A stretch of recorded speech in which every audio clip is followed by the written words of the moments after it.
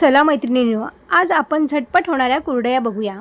तर त्यासाठी इथे मी अर्धा किलो तांदूळ भिजत घातलेले 3 दिवसापूर्वी। 3 दिवसानंतर आपण हे पाणी पूर्ण काढून ह्याला मिक्सरमध्ये बारीक करून घ्यायचं। थोडं थोडं पाणी घालून ह्याला मिक्सरमधून बारीक करून घ्यायचं आहे आणि चाळणीने आपल्याला चाळून घ्यायचं। हे पीठ आपल्याला एक रात्र पुन्हा असंच ठेवून द्यायचं आहे आणि दुसऱ्या दिवशी सकाळी यातील पाणी पूर्ण काढून याच्यामधून चीक फक्त आपल्याला वेगळा करून घ्यायचा आहे।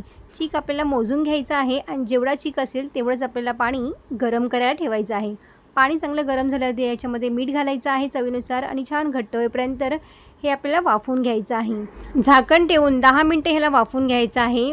हाताला मिश्रण लागत नसेल ना त्यावेळेला गॅस बंद करून घ्यायचा आहे आणि सोऱ्यामध्ये घालून आपल्याला कुरडया ह्या घालून घ्यायच्या आहेत। कडकडीत उन्हात आपल्याला 2 दिवस वाळवून घ्यायच्या आहेत। आता आपण कुरडई तळून सुद्धा बघूया। तुम्ही बघू शकताय बघा, तेलामध्ये घालताच कुरडई मस्त एकदम फुलल्या गेलेली आहे। तुम्ही सुद्धा नक्की ट्राय करून बघा अशा प्रकारे कुरडई। थँक्यू।